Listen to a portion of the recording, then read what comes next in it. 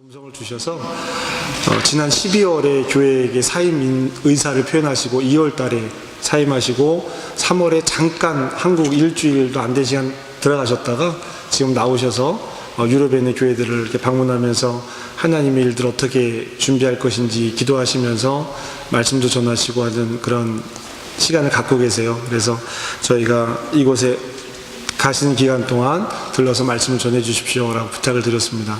오늘 조성 목사님에게 하나님께서 어떤 말씀을 주셨는지, 그리고 그 말씀이 우리 신앙에 어떤 의미가 되는지를 이 말씀을 통해서 우리가 함께 나누고 은혜 나누는 시간 되기를 기대합니다. 우리 목사님 이제 말씀 전해 주실 텐데요, 우리 크게 박수로 함께 환영했으면 좋겠습니다. 환영합니다.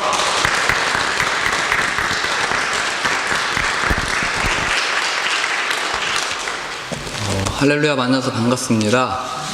저는 고영기 목사님께서 설명해 주셨듯이 폴란드에서 8년간 목회 사역을 하고 지난 2월 24일 날 이취임 예배를 드리고요. 25일 날 한국 들어갔다가, 그러니까 화요일 날 들어갔다가 그 다음 주 수요일 날 다시 이제 유럽으로 나왔습니다. 그래서 한국에서 한 교회, 영국에서 2교회, 네덜란드에서 한 교회, 그다음 이제 독일 와서 5번째로 하노버 한민교회 방문하게 됐습니다. 그래서 저는 처음에 왜 하나님이 다시 유럽으로 부르셨을까 이런 마음을 하게 되다가, 유럽 이 땅이 지금 우리 통역하시는 우리 집사님 보니까 목사님이 즉석에 사시는 말씀을 잘 통역을 하시는 것 같더라고요. 제가 이렇게 말하는 것도 다 되시는 거죠? 네, 제 양해를 구하고 이렇게 말씀드립니다. 그래서 제가 어떤 거를 도움을 드릴 수 있을까, 어떤 은혜를 나눌 수 있을까, 이런 마음으로 준비하고 나왔었는데, 나와서 보니까 하나님이 이 땅에 이미 부흥이 임했었고 개혁이 일어났던 이 땅에 나의 사람들이, 기도하고 있는 사람들이, 하나님의 사람들이 있다를 보여주시더라고요. 저는 폴란드에서 우리만 열심히, 우리가 하나님께 이렇게 으쌰으쌰 하다가 왔는데, 하나님이 이렇게 꺼내내셔서 또 다니게 하시면서, 엘리야가 마치 그랬죠. 나밖에 안 남았습니다. 나만 하나님을 사랑하고 나만 하나님을 위하고 있고 나만 하나님의 사역자입니다 라고 고백했을 때, 아니야, 나의 사람 7,000명이 있어. 어디에 있나요? 있어. 이렇게 말씀하시죠. 그게 바로 그러한 교회 중에 한 군데가 바로 이 하노버 한민교회라는 마음을 주셨고, 이렇게 만나 뵙게 돼서 너무나 감사하고 기쁜 것 같습니다. 저도 폴란드에서 예배 드릴 때 지금은 이제 학교 강당을 빌려서 쓰고 있고요. 3년 전에, 그러니까 약 5년 동안은 저희도 폴란드에 있는 루터 교회에서 예배를 드렸거든요. 지금도 보니까 날이 따뜻해지고 있는데도 좀 이렇게 쌀쌀한 게, 저희도 겨울에 히터를 다 틀어도 제가 설교할 때 입김이 나왔거든요. 그래서 이 추위와 이 아무리 히터를 켜도 안 되는 이 추위를 어떻게 따뜻하게 할 수 있을까? 그냥 열심히 한 거죠. 열심히 기도하고 열심히 찬양했는데 그렇게 하면 되는 줄 알았어요. 아마 이 독일 분들이 여기서는 영적으로 뜨겁기 때문에 여기가 춥든지 없든지 뭐 상관없었던 것 같은데, 우리도 열심으로 하자, 열심으로 신앙을 가지고 복음을 가지고 하자, 뜨거워지자.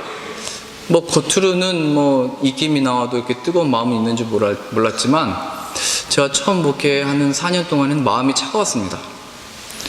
마음이 굉장히 냉랭하고 강팍하고, 목회를 하면서 좀 더 하나님의 마음을 배우고 열매도 맺고 사랑하는 마음도 충만해져야 되는데, 목회를 하면 할수록 마음이 차가워지는 거예요.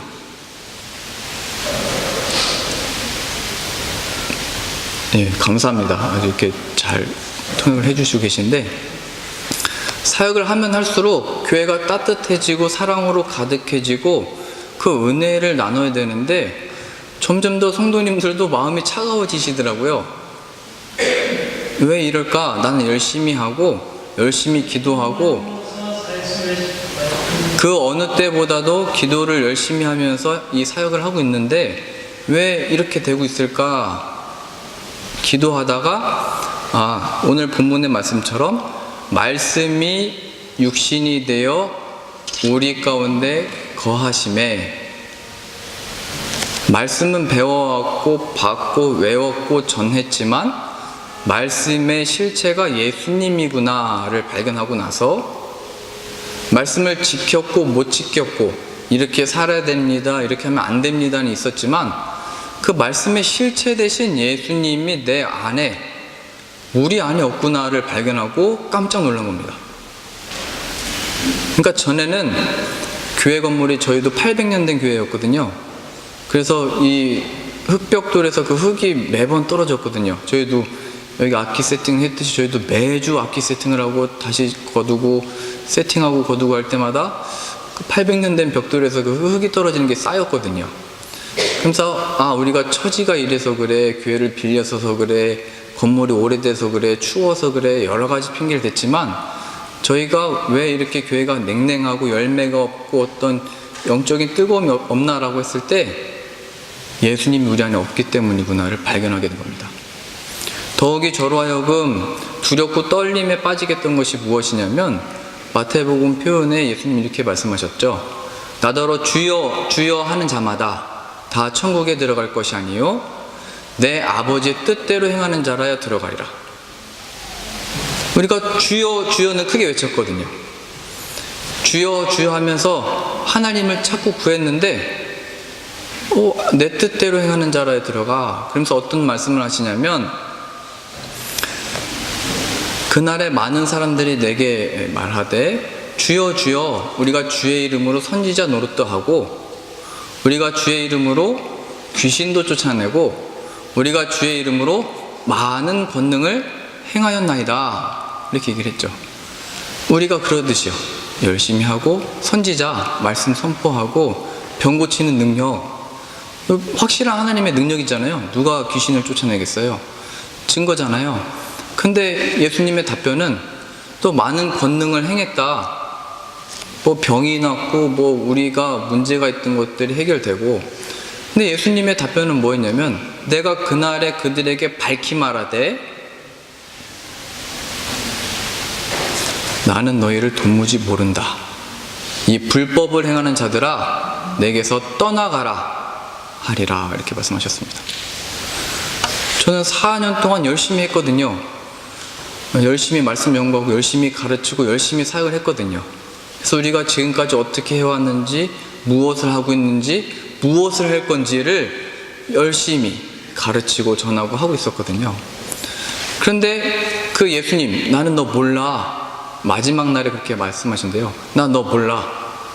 제가 주여 주여 외치면서 이렇게 열심히 해왔는데요. 나 너 몰라. 그 음성이 제 마음에 저를 향한 음성으로 들렸던 거예요. 나 너 몰라. 이 불법을 행하는 자야. 그 소리가 바로 저에게 들린 음성으로 들렸던 거예요. 불법을 행하는 자들아 내게서 떠나가라. 그 말씀이 제 안에 들어오면서 저는 두려움으로 그 괴로움으로 제 안에 그 영적인 그 괴로움이 있었습니다. 그래서 그때부터 제가 1년 동안 예수님만 설교했습니다. 예수님이 필요합니다. 물론 어렸을 때부터 저는 교회에서 자랐거든요. 예수님이 우리 죄를 대신해서 죽으시고 부활하셨으며 그분이 바로 우리의 구원자이시고 자유이시고 기쁨입니다 하는 고백은 다 해왔지만 그 신앙 고백을 경험하지는 못했더라고요. 머리로는 다 동의하고 옳다 여기고 그 신앙 고백을 다 하고 세례도 받았거든요. 그런데 나의 실제적인 삶에 있어서는 그 예수님이 없다는 걸 발견한 겁니다. 하나님을 섬기고 사역한다라고 하는 목사가 됐을 때까지도요. 오히려 예수님은 그렇게 말씀하신 거예요. 우리 선지자 노릇했는데요. 귀신 쫓아냈는데요. 많은 권능을 교회에서 행하고 있는데요. 나 너 몰라. 너 불법을 행하는 자야. 내게서 떠나가. 그게 어떻게 다가온 거냐면 내 열심과 내 노력과 내 힘과 사역으로 인해서 십자가의 복음의 능력을 내가 여기 가리고 서 있었구나를 발견하게 된 겁니다.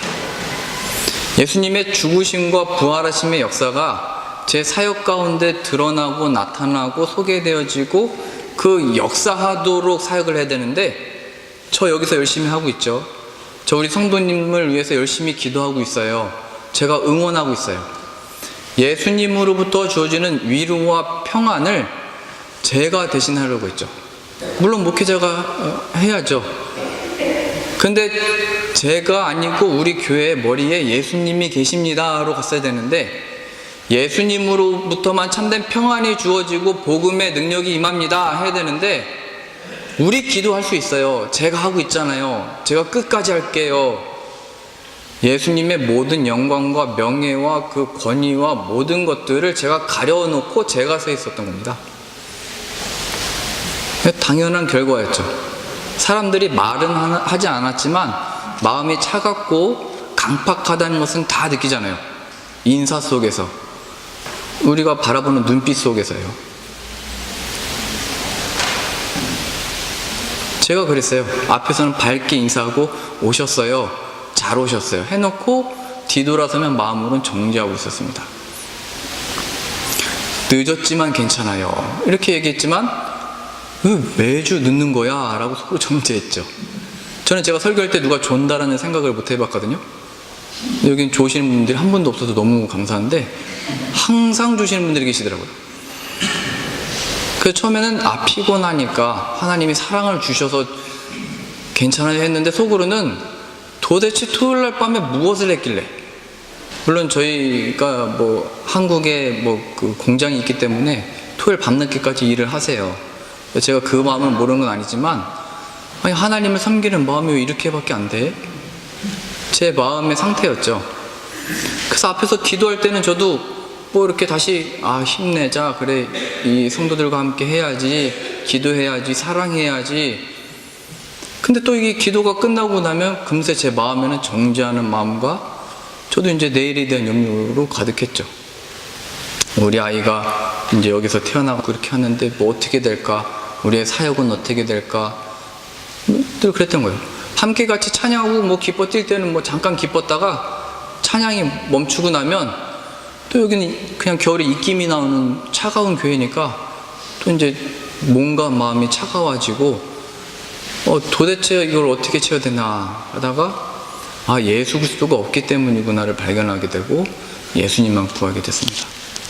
그러고 나서 제가 한 3가지의 어떤 그 상황들을 직면하면서, 그 예수님이 정말 우리 죄를 대신해서 죽으시고 부활하셨습니다. 그 생명이 우리 안에 있기 원합니다. 이런 그 신앙 고백을 경험하고 체험했던 일들이 목사 안수 받고 나서 이제 있었는데, 이 자세한 간증은 제가 이미 앞섰던 교회들에서 계속 제 설교를 듣고 계시기 때문에 반복하진 않겠습니다. 이거는 죄송합니다. 소개하는 것 같아서 유튜브에 들어가셔서 보시면 나와 있기 때문에 들으셨으면 좋겠고요. 하나님이 그런 특별한 상황 속에 육신적인 것, 그 다음에 관계적인 것, 그 다음에 어렸을 때부터 본래 제가 사람 앞에서 말을 못 하거든요. 그 상처받았던 과거 일이 있거든요. 근데 하나님이 지금 입을 이렇게 여시고 사람들을 만나는 제가 그런 어떤 성격이 못 돼요.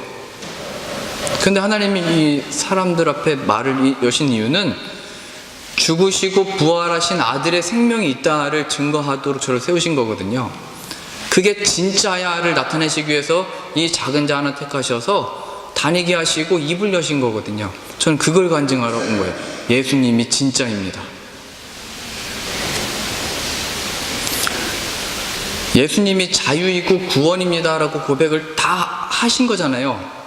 죄와 그 모든 고통의 소리를 구원하시는 줄로 믿습니다 고백하시고 다 여기 나오신 거잖아요. 근데 실제적인 삶에서 나에게 주어지는 어떤 특별한 국면, 특별한 어떤 연약함 속에서는 예수님이 구원자가 아닌 것처럼 느껴지고, 예수님은 생각도 안 나고, 예수님이 무슨 자유예요 지금 내 이 문제 속에, 내일의 염려 속에, 이게 될까 안 될까 하는 그 속에서요. 그래서 저희가 4년 동안 사역하면서 했던 기도의 내용은, 이게 맞습니까? 저게 맞습니까? 이게 하나님의 뜻입니까? 저게 하나님의 뜻입니까? 기도하다가 발견하게 된 거는, 우리가 이 구원자 되신 예수님께로 가지 않고 명분은 하나님이고 주여 주여지만 우리 마음의 소원과 뜻을 가지고 그냥 구하고 있구나. 유대인들이 그랬던 것처럼요. 하나님이 우리를 해방시켜 주는 것, 로마를 무찔러 주는 것이 하나님의 뜻이고 그것이 우리의 간증이며 하나님의 선택된 증거입니다. 그러니 메시아를 통하여 해방시켜 주소서 기도했던 것처럼 우리도 이 일을 위해서 이렇게 해야 되나요? 저렇게 되나요? 우리 교회가 앞으로 이 방향으로 가야 되나요? 저 방향으로 가야 되나요?를 통해서 예수님께 가고 있지 않다라는 것을 발견하게 된 거예요. 예수님께서는 누구든지 목마르거든 내게로 오라 말씀하셨거든요. 생수의 강이 내게로부터 흘러나리라. 예수님께로 가서 그곳으로부터 충만함을 누리는 건데 우리가 이렇게 안 해서 그래, 해서 그래로 빠져든 거예요. 기도도 이렇게만 되면 될 것처럼 마귀가 착각하게 한 거죠. 예수의 이름을 교회 안과 밖에서 가려버리기 시작한 겁니다. 부부와의 관계와 자녀의 관계와 성도의 교제 속에 예수 그리스도의 교제를 막아버린 겁니다. 마귀는 처음부터 그랬어요. 예수님이 부활하셨을 때 대제사장들과 장로들은 많은 돈을 주면서 경비병들에게 예수의 제자들이 훔쳐갔다고 말해라 이렇게 했죠. 부활하신 사건을 가리려고요. 부활의 생명이 그 역사를 가리려고요. 예수님의 죽으심과 부활하심의 참된 생명은 우리들의 실제적인 삶에서도 능력인 줄로 믿습니다. 그게 실제거든요. 실제. 근데 저는 그렇게 고백했던 예수님에 대한 그 실제를 어디에서 확인하려고 했냐면 그러면 우리들에게 교회에 주어진 이 상황들이 해결되면 교회가 더 따뜻해지면 우리의 문제들이 해결되면 그것이 하나님의 증거입니다로 하고 싶었던 거죠. 예수님이 40일 동안 금식하시고 마귀에게 시험 받으신 것이 바로 그것입니다. 내가 만일 하나님의 아들이면 돌을 떡으로 만들어봐. 너를 위한 생명 만들어봐. 그 기적 행해봐 이거죠. 우리도 하나님의 아들이면 그런 증거 있으면 좋겠잖아요. 하나님 우리를 붙드시는 기적들이 좀 있으면 하나님이 나를 사랑하시는 증거로 그거 좀 표현하고 내가 하나님이 나를 인도하시는 것을 좀 이렇게 설명할 수 있고 전도를 할 수 있을 것 같잖아요. 예수님을 성전 꼭대기 위에 세우시고 뛰어내려봐. 하나님이 지키실 거 아니야? 하나님의 아들이면 해봐. 하나님의 아들 된 조건과 자격을 그럼 무슨 말도 안 되는 기적이나 무슨 보호하심이나 무슨 치유 속에 하지 않겠다 그거죠. 우리는 자꾸 확인을 나를 지켜주셨어. 요번에 힘든 건데 해결됐어. 이번에 우리가 먹을 수 없는데 먹게 됐어 라고 하는 세상과 세상에 있는 것들과 육신적인 것들에서 확인하는 것에만 머물고 있고 그의 진정한 복이며 근원이며 생명이시며 길이며 진리며 빛 대신 예수 그리스도가 우리의 영광이며 만족이며 그 충만함이란 것, 영광과 은혜와 진리가 예수 그리스도 안에 있다는 것을 발견하지 못하도록 마귀는 계속 그래도 하나님 은혜 누린 거야. 기적 봤잖아. 그 능력 느꼈잖아. 혹은 반대로 하나님의 아들인데 그런 기적도 없어? 하나님이 너 사랑하시는 거 아니야? 뭐 이렇게 빠지게 하는 거예요. 예수님을 얻게 된 그 영광이 무엇인지 예수 그리스도를 통하여 우리가 얻게 된 구원이 얼마나 놀랍고 신비하고 이 삶을 다 덮어버리는 능력이고 세상이 감당하지 못할 자로 우리를 보내고 있는지를 가려버려서 주여 주여는 외쳤지만 명분을 가지고 기도는 다 하지만 우리가 그걸 못 누리고 있다는 거죠. 뭔가는 한 것 같지만 공허함이 계속 있고 우리가 부활절과 성탄절에 느끼는 게 그거잖아요. 행사는 다 해서 우리가 함께 한 것 같지만 끝나고 나면 그 허무함이 곧 몰려오잖아요. 우리 마음 깊은 곳에 그 공허함을 무엇으로 채울 수도 없는데 우리는 모인 것으로 하고 있는 것으로 할 것으로 채우려고 하잖아요. 저와 저희 교회가 그랬거든요. 나 너희 몰라. 불법을 행하는 자들아 내게서 떠나가라. 그 음성이 저와 저희 교회에 들렸던 음성이에요. 마치 바울이 사울이라는 이름을 사용했을 때 하나님에 대한 열심을 가지고 있었지만 그 하나님에 대한 열심이 예수 그리스도를 믿는 자들을 박해하고 가둬버리고 예수님을 핍박했잖아요. 저도 하나님에 대한 열심은 가졌지만 정말 하나님의 역사 대신 그 근원 대신 우리 모든 사역의 동기 대신 예수 그리스도를 가리는 사역을 하고 있었더라고요. 그 예수님을 이제 만나고 교회 안에서는 예수님 얘기만 하게 됐습니다. 3년 동안. 그래서 그 3년 동안 1년에 한 번 하는 대신방 때도, 그 다음에 매주 하는 속회 때도, 그리고 사람 만날 때마다도, 설교할 때도 예수님만 얘기를 했어요. 본문은 다른데 다 예수님으로 끝나고, 사람들이 많은 문제들을 갖고 오는데 결론이 예수님이고, 신방을 갈 때마다도 이미 저랑 수년 동안 같이 함께 하셨던 분이 있는데 예수님만 얘기하게 된 거예요. 예수님을 어떠한 일을 계기로 만나셨습니까? 우리에게 필요한 것은 예수님입니다. 얘기를 했던 거죠. 그래서 저는 그때 신방을 갈 때도 이렇게 했어요. 그러니까 병원에 신방 갈 때였거든요. 그럼 병원 보통 이렇게 신방 가면 위에서 기도해 주잖아요. 위로해주고 또 격려해주고 하나님이 치유의 손길을 어루만져 주시고 기도를 하시잖아요. 근데 저는 그때 어떻게 했냐면 기도하기 전에 예수님이 우리의 구원자이신 것을 믿으세요? 이렇게 적었어요. 공손하게 물어봤어요. 뭐 믿냐 안 믿냐 뭐 이렇게 뭐 따지려고 한 게 아니고 그걸 상기시키고 싶었거든요. 이 상황 속에서 우리의 이 고통 중에서 우리가 처한 이 상황 속에서 예수님은 어떤 분이신가요?를 상기시키는 거였습니다. 예수님의 그 구원이 왜 이 특별한 상황 속에서 하나님의 영광이 못 이르게 하는지. 왜냐면 이 병이 낫고 안 낫고는 별로 안 중요하더라고요. 물론 그 당시로는 굉장히 심각하지만 병이 나았는데 그 다음엔 더 큰 병을 얻으시더라고요. 문제는 해결됐는데 더 큰 문제가 오더라고요. 하나님이 우리들에게 그것을 다 허락하신 이유는 죄와 그 고통으로부터 우리가 죄사함을 받았지만 여전히 그것이 오는 이유는 이제 예수 그리스도 안에 얻게 된 그 영원한 신비와 구원의 크기가 무엇인지를 가르치시는 건데 우리는 그 구원자 대신 예수님을 놓치고 이것만 해결되면 무엇이 더 우리의 만족이 있겠지라고 하는 착각에 빠지게 하는 거죠. 아담과 하와가 지었던 그 탐심과 그 죄도 동일하거든요. 저것만 먹으면 하나님 하지 말라고 했는데 그것만 취하면 그게 세상의 광고거든요. 아, 저것만 사면 우리 자녀에게 저것만 줄 수 있다면. 근데 마귀는 어디에 빠지게 하는 거냐면 너 돈 많잖아 그걸로 해. 혹은 돈 없지 좌절. 어느 한 가지에 빠지게 하는 거죠.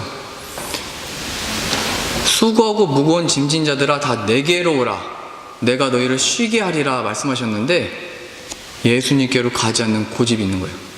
주 예수를 믿으라 그러면 너와 내 집이 구원을 얻으리라 약속하셨는데 예수님께로 가지 않는 거예요.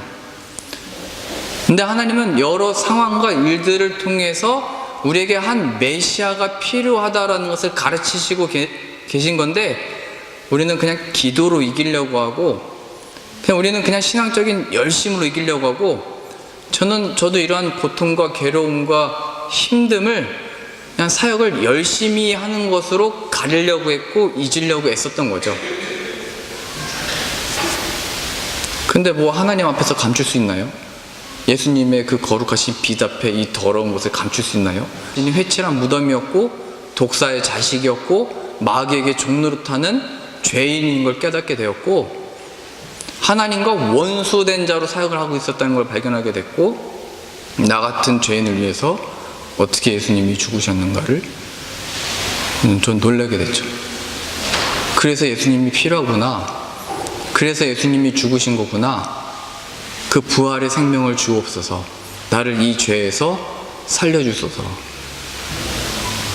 전에 고백할 때 그 죄가 뭐였는지 따지지 않았어요. 그냥 믿으면 된다고 해가지고 너 이제 성도라고 해가지고 세례도 받고 다 했어요. 천국에 대한 확신도 가져야 된다고 해서 확신까지도 가졌었는데 그걸 경험하지 못했던 거예요. 내가 무슨 죄에서 구원을 받은 건지, 내가 고백했던 그 예수 그리스도가 누구신지, 신앙 고백은 멋있게 잘 했는데 교회 앞에서 내 실제적인 삶에서는 그 신앙 고백이 아무런 능력이 아니었던 거예요. 예수님이 없으니까요. 그래서 제가 이런 사역들을 이제 3년 동안 은혜 속에 하다가 성도들의 모든 관계와 또 뭐 모든 일들 가운데 그것도 하나님의 은혜 속에서 이렇게 좋은 교제를 나누고 은혜를 나누다가 이렇게 나오게 됐는데, 이런 사역을 하다가 그 말씀을 주신 겁니다. 이 복음 전하는 일, 예수님을 전하는 이 일에 있어서 예수님이 이 비유를 통해서 말씀하셨거든요. 그게 뭐냐면 양 100마리가 있는데 한 마리의 양을 잊어버렸을 때 99마리를 들에 두고 그 한 마리를 찾기 위해서 내가 찾기까지 가지 아니하겠느냐.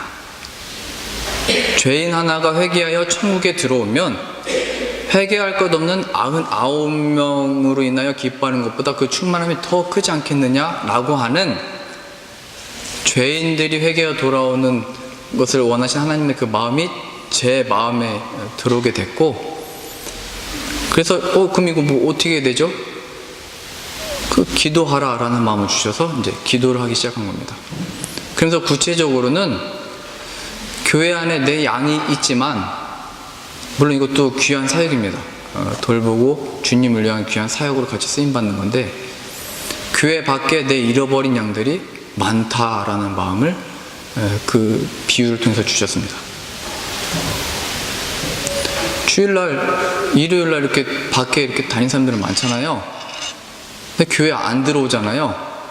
교회 밖에 내 잃어버린 양들이 많아. 그 마음을 얻게 된 거예요. 이 마음을 얻자마자 기도를 시작하고 바로 제 아내에게 얘기를 했어요. 그랬더니 이제 얘기하는 거예요. 아니 그러면 교회를 사임하고 뭐 어디 뭐 거리로 나가자는 건가? 그럴 거면 뭐라 결혼했어? 자식이 지금 10살 8살인데 애들은 이게 무책임하게 이게 뭐 하는 거냐고 지금. 제가 한 달 동안 이런 핍박을 받았습니다.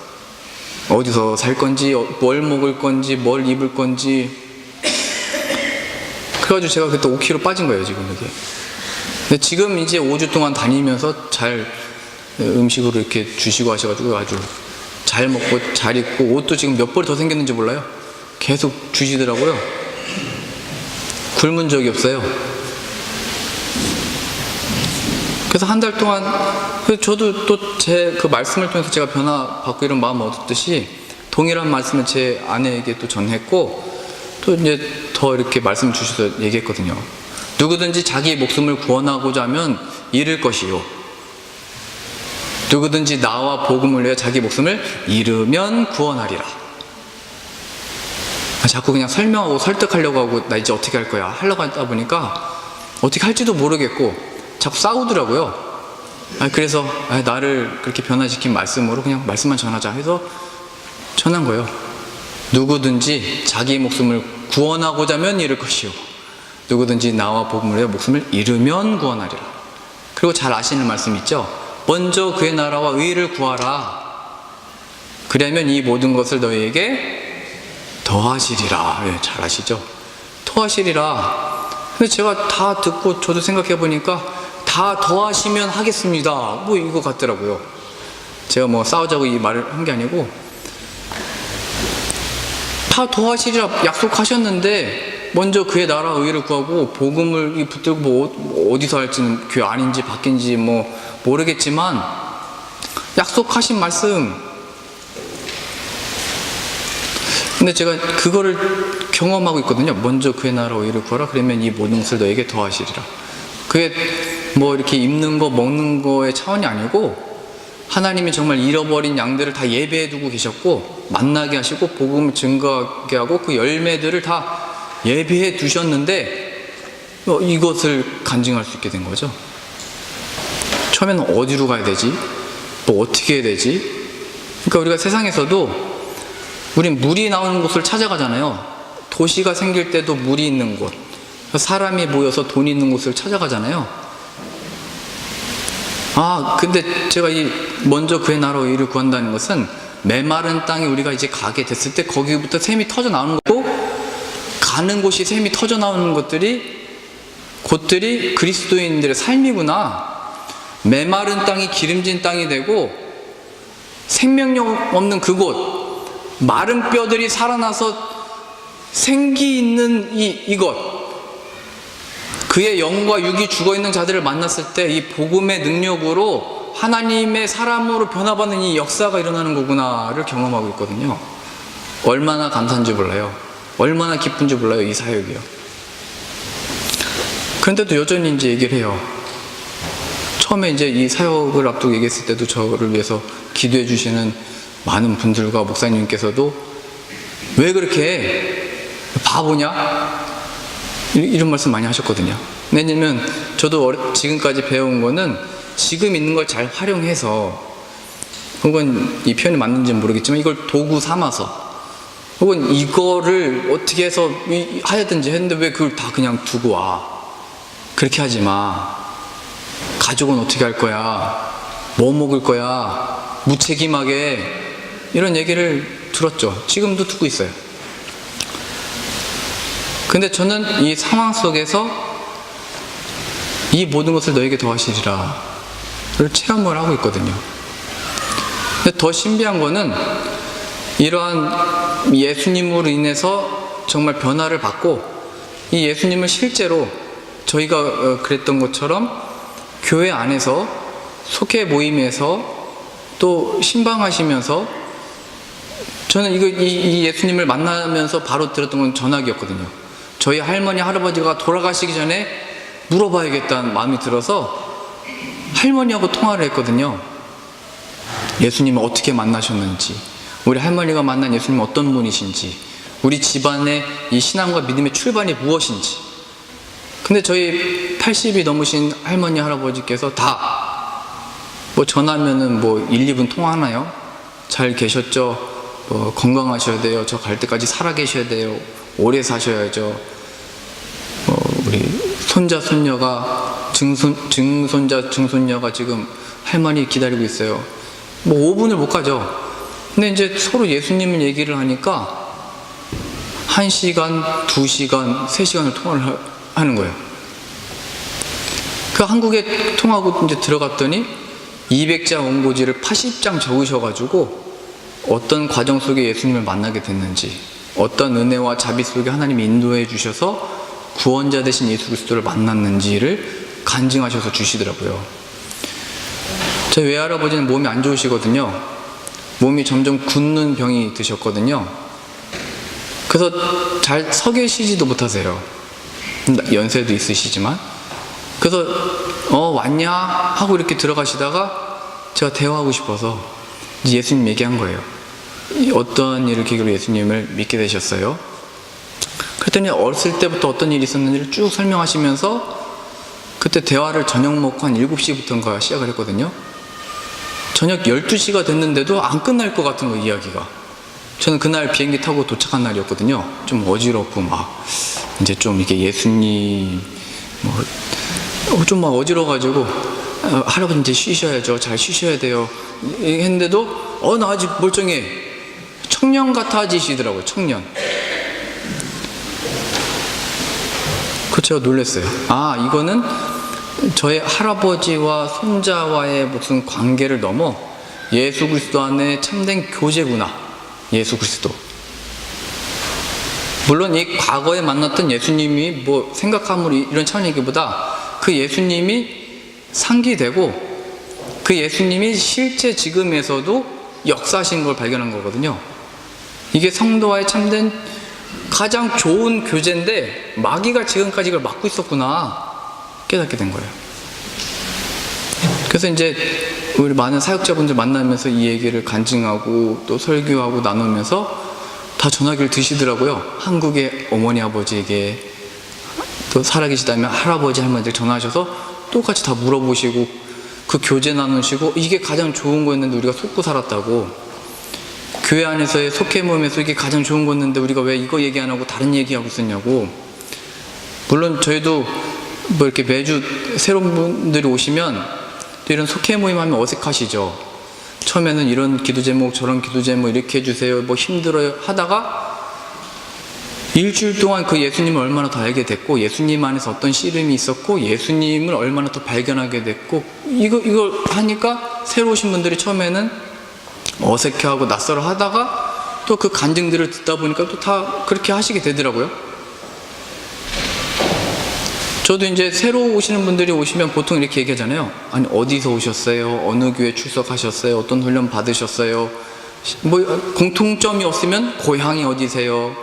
아니면 나랑 성이 다르면 그 집안에 그 성을 가진 분 우리 여기 있어요. 뭐 이렇게 소개를 해줬는데, 다른 거 안 물어보고 예수님을 어떻게 해서 만나셨어요? 예수님을 어떤 일을 계기로 만나셨어요? 그럼 가장 또 신나게 말씀하시고, 처음에는 어색해 하시다가 그게 가장 큰 기쁨이었으니까요. 또 그걸 말하고 교제할 수 있는 사람이 생긴다면 그게 가장 좋은 성도의 교제거든요. 지금까지 교회 안과 밖에서 예수의 이름을 가려버리고 주여 주여는 했지만 정말 예수님만의 참된 교제를 막아버렸구나. 왜냐하면 예수님의 그 보혈, 그의 죽으심과 부활하심의 생명이 참된 능력이니까요. 그냥 네가 위로자가 돼.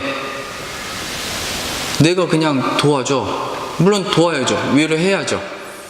근데 하나님이 하시는 그 역사, 예수 그리스도 안에서 하는 그 역사까지도 제가 가리려고 하더라고요. 그러면서 그 첫 번째 이 사역을 하면서 했던 한 8가지 질문들이 있는데, 그 많이 사용했던 질문이 어떠한 일을 계기로 예수님을 만나셨어요? 아버지, 어머니, 내 아들아, 할머니, 할아버지. 그래서 정말 예수님을 만나신 신앙인 분들이라면 그 예수님을 저도 듣고 배우고 그게 너무 좋더라고요. 근데 예수님을 안다라고 했지만 모르시면 제가 만난 예수님에 대해서 즐거이 전하고요. 예전처럼 전에도 전도했거든요. 지하철도 가고 학교 앞에도 가고. 근데 그때는 의무감이었죠. 보람을 느끼는 전도였죠. 근데 지금은 이제 만난 예수님을 기쁨으로, 그게 진짜인데 어떻게 그걸 다른 얘기를 해요? 가장 좋은 걸 맛보았는데 어떻게 다른 걸 나눠요? 성도와의 교제에 있어서 우리의 참된 생명이여 떡이신 내 살과 피를 마셔라. 그 죽으신과 부활하신 그 생명으로 새 생명을 얻었는데 무슨 다른 교제가 더 필요하겠어요? 그 안에서 그 모든 것들을 모든 기쁨과 슬픔도 덮어버려서 그 영광의 신비를 체험하는 거거든요. 그런 얘기를 많이 말씀하셨어요. 저희는 목사님처럼 못해요. 그렇게 다 포기하고 다 버리고 못해요. 아니거든요. 뭘 포기했기 때문에 뭔가를 지금 체험하고 있는 게 아니고 예수님을 만나서 자유해서 그렇게 된 거거든요. 뭘 계산할 차원이 없어요. 가장 좋은 것을 이미 얻었고 가장 좋은 것 따라가는 거고 가장 좋은 것을 더 얻고 싶어서 가는 거예요. 예수님. 그게 우리의 상급이요 기업이라고 약속을 하셨는데, 천국이라는 그것도 하나님과 영원토록 함께하는 그곳이잖아요. 저는 지금 이게 천국의 삶 같은데 지금과 천국의 차이가 뭘까라고 생각했을 때 지금 사실은 몸은 조금 고단해요. 피곤하거든요. 이게 너무 좋은 교제를 계속 하다 보니까 목사님들하고도 밤을 막 새고, 저는 원래 그런 체질이 못 되는데 너무 좋으니까 절제가 좀 안 돼요. 절제 연설을 맺을 때가 됐는데 계속 할머니, 할아버지, 가족들, 목사님, 성도님 만날 때마다 천국은 이 기쁜 것을 이 연약한 육신 가지고 하는 게 아니고 새 형상으로 이 영원한 즐거움에 동참하는 거구나. 지옥은 뭐예요? 예수님이 우리 죄를 대신해서 받으신 그 형벌이 뭐예요? 엘리 엘리 라바 사박다니 하시고 죽으셨잖아요. 나의 하나님 어찌 나를 버리셨나이까. 그 고통을 대신 받으신 거예요. 물론 가시면류관 쓰시고 십자가에 못 박히는 그 피 흘리는, 온 몸에 피가 쏟아내시는 그 어떻게 말할 수 없는 그 갈증과 그 괴로움과 수모와 욕받으신 다 있지만 그 형벌의 정점은 하나님께 버림받는 거예요. 하나님께 영원토록 버림받는 그 형벌을 예수님이 대신 받으신 거죠. 지옥이 뭐냐면 바로 그거예요. 하나님께 영원토록 버림받는 그곳, 하나님이 없는 곳. 우리가 주여 주여는 외치지만 예수 그리스도가 없어서 하나님의 영광을 보지 못하는 우리의 상태예요. 예수 그리스도 없이, 그래야 하나님을 보지 못하는 상태가 시험 든 거거든요. 무슨 질병, 문제 뭐 이런 것 때문이 아니고 예수 그리스도가 가려지고 하나님의 영광을 못 보는 상태예요. 저 위에 2개 있는 형상이, 저는 처음 이거 스크린 가려서 있을 줄 알았는데 물고기 2마리와 보리떡 5개가 있을까? 이렇게 생각했는데 뭐 아닌가 보네요. 잘 보세요. 그 5,000명이 이렇게 모였잖아요. 예수님이 가르치실 때. 그때 예수님이 야 먹여라. 제자들이 아유 집에 돌려보내서 먹고 오게 하죠. 어떻게 먹여요? 이렇게 얘기를 해요. 잘 본 거죠. 잘 판단한 거고 합리적입니다. 근데 예수님은 너희가 먹여 이렇게 말씀하시죠. 그때 제자들은 이거 먹이려면 이만큼 돈이 필요한데 없어요.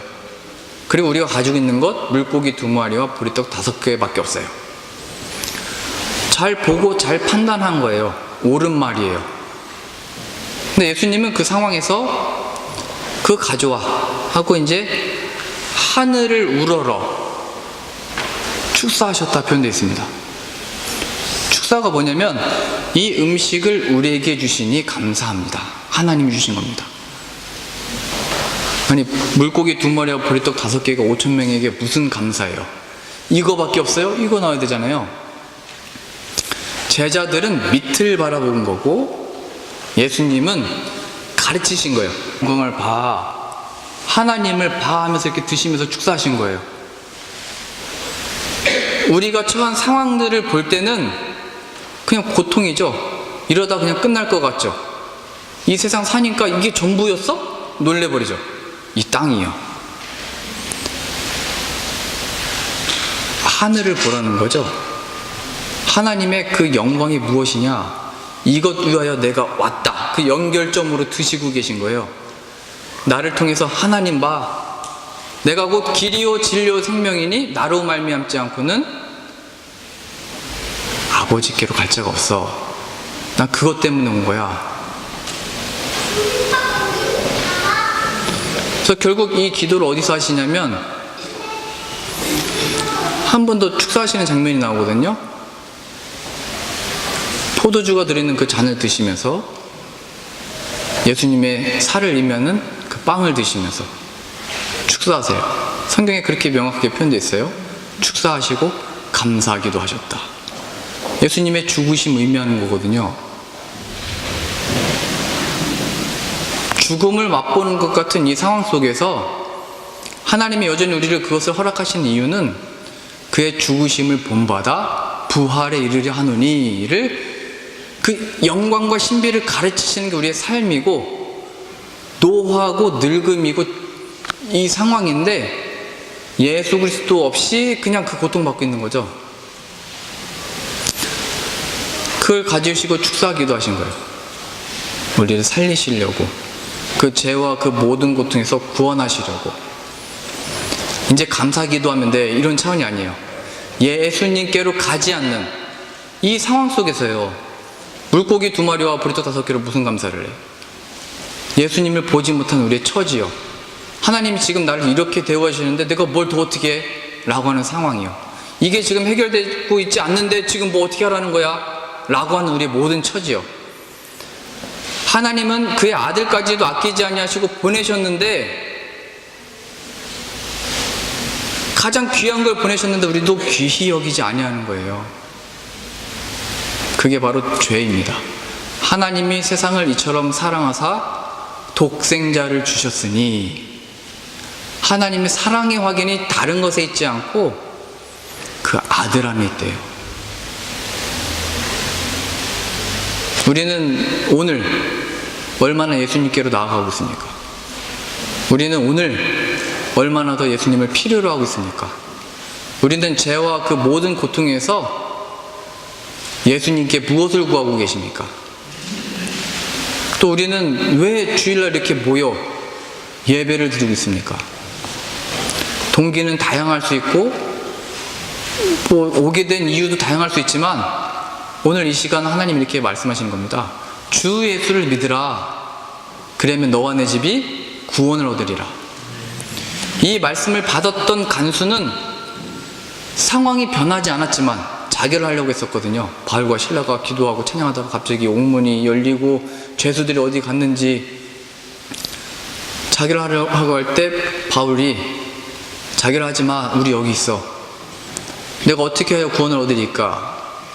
이 상황에서 내가 어떻게 구원 얻을 수 있습니까? 주 예수를 믿어. 그게 무슨 해결이겠어요? 죄수들을 다시 데려오고 옥문이 다시 닫히든지 해야죠. 근데 예수의 이름으로 구원을 얻게 된 거예요. 지금 되고 안 되고의 우리의 구원과 확인이 있는 게 아니고 예수님을 얻게 된 것이 이 땅의 모든 일들을 덮어 하나님의 영광을 보게 하고 그 영광과 은혜와 진리를 누리게 하여 그 일의 증거자로 쓰임을 받았던 거예요. 그러니 오늘 이 시간 이 자리에 참여하신 여러분들 잘하신 겁니다. 오늘 이 말씀에 순종하심으로 인하여 특별히 어두운데 빛이 빛이라 말씀하셨던 그 하나님께서 어둠 속에 빛을 창조하신 그 하나님께서 예수 그리스도의 얼굴에 있는 하나님의 영광을 아는 빛을 이 시간 우리의 마음에 비추셔서 우리의 강박하고 차가워지고 딱딱해졌던 세상 것으로 인하여 하나님의 사랑과 인도하심을 재고 있었던 우리들의 마음이 깨져서 부드러워져서 우리의 진리시며 길이시며 생명 되신 예수 그리스도를 온전히 영접하게 되시고 그 영광을 누리고 교제하며 우리가 얻게 된 이 영광을 또 증거하실 수 있는 저 여러분들 다 그렇게 쓰임받는 우리 한오부 한민교회 되실 수 있기를 바랍니다. 기도하겠습니다.